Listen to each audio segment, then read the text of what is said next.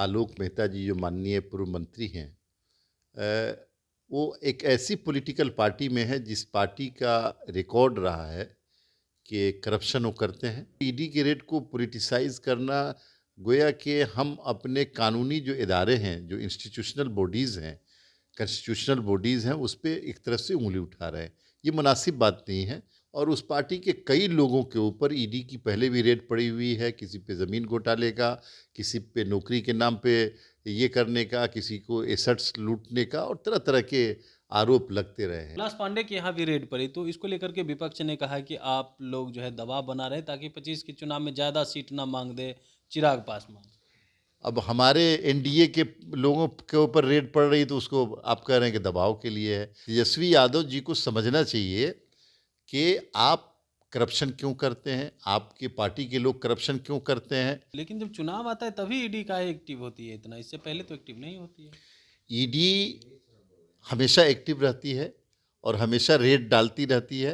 बदकिस्मती की बात है कि अपोजिशन के तेजस्वी यादव जी को, अपोजिशन लीडर को, ये नज़र आता है उस वक्त जब उनके ऊपर जो है ना, जब चुनाव आता है।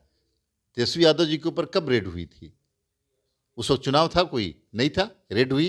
उनके घर पे कितनी बार रेड हुई, सीबीआई की, ईडी की। अहले सुबह आज ईडी के द्वारा बिहार सरकार के पूर्व मंत्री और नेता प्रतिपक्ष तेजस्वी यादव के बेहद करीबी आलोक मेहता के 16 ठिकाने पे रेड पड़ी थी, जिसको लेकर के सियासत भी खूब हुई। लेकिन देखिए, एक तरफ नेता प्रतिपक्ष तेजस्वी यादव भी अब हमलावर नजर आ रहे हैं, साथ ही साथ विपक्ष के तमाम नेता कह रहे हैं कि ईडी की कार्रवाई, अब चुनाव आ रहा है तो इस तरह से चलती रहेगी, कोई दिक्कत नहीं है, जनता इसका जवाब देगी। इस पर बातचीत करने के लिए हमारे साथ जदयू से एमएलसी हैं खालिद अनवर साहब। क्या कहेंगे? ईडी के रेड को लेकर के कह रहे हैं कि जब जब चुनाव आता है तो बीजेपी वाले स्वतंत्र एजेंसियां का दुरुपयोग करते हैं। देखिए, हर चीज़ को पॉलिटिसाइज करना, राजनीतिकरण करना, ये ठीक नहीं है। ईडी ने रेड किया, उसके पास कोई बुनियाद होगी तभी रेड किया है। और आलोक मेहता जी जो माननीय पूर्व मंत्री हैं, अ, वो एक ऐसी पॉलिटिकल पार्टी में है जिस पार्टी का रिकॉर्ड रहा है कि करप्शन वो करते हैं। वो पार्टी करप्शन करती है। उस पार्टी के जितने लोग हैं तकरीबन करप्ट हैं, खास खास लोग। और उस पार्टी के कई लोगों के ऊपर ईडी की पहले भी रेड पड़ी हुई है, किसी पे ज़मीन घोटाले का, किसी पे नौकरी के नाम पे ये करने का, किसी को एसेट्स लूटने का, और तरह तरह के आरोप लगते रहे हैं। तो इसको, रेड को, ईडी के रेड को पॉलिटिसाइज करना, गोया कि हम अपने कानूनी जो इदारे हैं, जो इंस्टीट्यूशनल बॉडीज़ हैं, कॉन्स्टिट्यूशनल बॉडीज़ हैं, उस पे एक तरफ से उँगली उठा रहे हैं। ये मुनासिब बात नहीं है। मेरी राय है कि इंतज़ार करना चाहिए और आलोक मेहता जी को कोर्ट में जाकर के अपनी सफाई देनी चाहिए। आप कह रहे हैं कोर्ट में जाकर के सफाई देनी चाहिए, लेकिन वो लोग तो कह रहे हैं कि राधाचरण सेठ के यहाँ भी पड़ा था, जदयू एमएलसी हैं, जब महागठबंधन की सरकार बनी उस समय भी ईडी इस तरह की कार्रवाई कर रहे थे। उस समय तो आप लोग कह रहे थे कि ये तो दुरुपयोग है। राधाचरण सेठ जी जेल में रहे और 6 महीने के बाद उनको ज़मानत मिली। उन्होंने अपना पक्ष रखा। इसी तरह आलोक मेहता जी को, या जो लोग भी इसमें संलिप्त हैं, उन लोगों को अपना पक्ष रखना चाहिए। और इसको पॉलिटिकल बनाने से बेहतर ये है कि, कह रहे हैं आलोक मेहता को जेल जाना चाहिए, वो भी 6 महीना रहे राधाचरण सेठ की नहीं, तरह। ये तो ईडी को तय करना है किसको जेल भेजेगी, किसको जेल नहीं भेजेगी। भाई, ईडी का केस तेजस्वी यादव जी पे कहाँ जेल गए हैं वो? ईडी का केस लालू यादव जी के परिवार के ज़्यादातर लोगों पर कोई जेल नहीं गया है।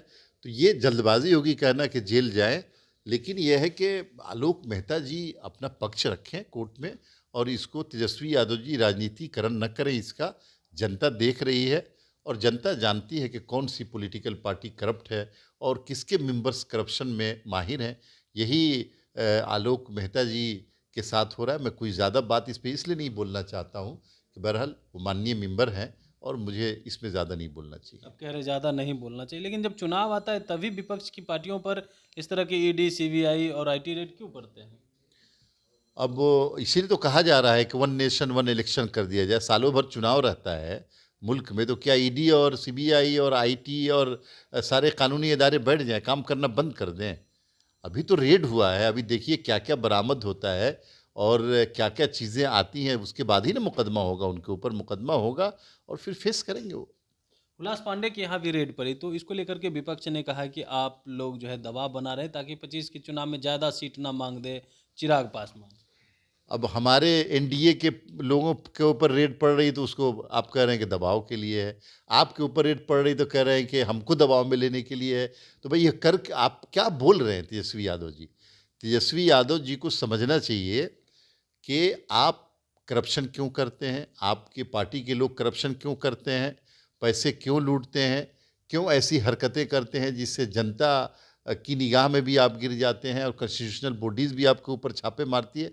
ये सब तेजस्वी यादव जी को सोचना चाहिए। आप कह रहे हैं सोचना चाहिए, तो लेकिन जब चुनाव आता है तभी ईडी का एक्टिव होती है इतना, इससे पहले तो एक्टिव नहीं होती है। ईडी हमेशा एक्टिव रहती है और हमेशा रेड डालती रहती है और अपना काम करती रहती है। ये यानी बदकिस्मती की बात है कि अपोजिशन के तेजस्वी यादव जी को, अपोजिशन लीडर को ये नज़र आता है उस वक्त जब उनके ऊपर जो है ना, जब चुनाव आता है। तेजस्वी यादव जी के ऊपर कब रेड हुई थी? उस वक्त चुनाव था? कोई नहीं था, रेड हुई। उनके घर पे कितनी बार रेड हुई, सीबीआई की, ईडी की। तो ये सब कहने की बातें हैं, इसको इससे कह करके आप अपने दामन को पाक साफ नहीं कर सकते हैं। इंडिया गठबंधन में इन दिनों जो है चर्चाएं चल रही है। एक तरफ कांग्रेस कह रही है कि हम कोई कमज़ोर नहीं है, दूसरी तरफ राजद वाले कह रहे हैं कि हम भी कमज़ोर नहीं। इसको आप किस रूप में देख रहे हैं? देखिए, कांग्रेस के दिखावे का दांत है ये। कांग्रेस पार्टी पिछले 25 सालों से राष्ट्रीय जनता दल की पिछलग्गू पार्टी है और कांग्रेस पार्टी ने अपने अस्तित्व को समाप्त कर दिया है। राष्ट्रीय जनता दल के पीछे पीछे चलना, राष्ट्रीय जनता दल के जितनी बुराइयां हैं, जितने उसके ऐब है, सब पे पर्दा डालना, जितनी उसकी चोरी है, सारी चोरी को छुपाने की कोशिश करना, ये कांग्रेस का काम रहा है। ये कांग्रेस के एक बड़े नेता आए ना लालू जी के पास, और मटन कैसे बनाया जाता है वो सीख करके गए, मटन भात खा करके यहाँ पे, और पूरे सोशल मीडिया पे ये इसकी वीडियो डाल के क्या मैसेज दे रहे थे कांग्रेस के बड़े नेता। तो ये कांग्रेस पार्टी के रीढ़ में कैसे ताकत आ गई मुझे समझ में नहीं आ रहा, लेकिन कांग्रेस पार्टी पहले भी पिछलग्गू थी राजद की, आज भी पिछलग्गू है, कल भी पिछलग्गू बनी रहेगी। जो नेता उसके खिलाफ बोलेंगे लालू जी उसको नाप देंगे। लोगों को याद होगा कि यही राष्ट्रीय जनता लालू प्रसाद यादव जी हैं। जब कांग्रेस के प्रभारी आते थे तो उसको लालू जी भगा देते थे दुत्कार करके, कहाँ आए, चलो जाओ यहाँ से, और फिर भी कांग्रेस पार्टी सटी रहती थी। तो ये कांग्रेस पार्टी का कोई अस्तित्व नहीं है बिहार में, वो राजद की पिछलग्गू और आगे भी पिछलग्गू बनी रहेगी। बिल्कुल, देखिए कांग्रेस का कोई अस्तित्व नहीं है बिहार में, यह आरजेडी का पिछलग्गू है और पिछलग्गू बने रहेगी। कमलेश कुमार, लाइव बिहार, पटना। बिहार बोर्ड 10वीं 12वीं परीक्षा की डेट शीट आ गई है। क्या आपकी तैयारी अभी अधूरी है? घबराने की कोई जरूरत नहीं। आ गया है read and pass quick reviser crash course book, जो दे आपको परीक्षा के लिए वीवीआई प्रश्नों की अल्प समय में बेहतर तैयारी। प्रकाशक भारतीय भवन, खजांची रोड, पटना।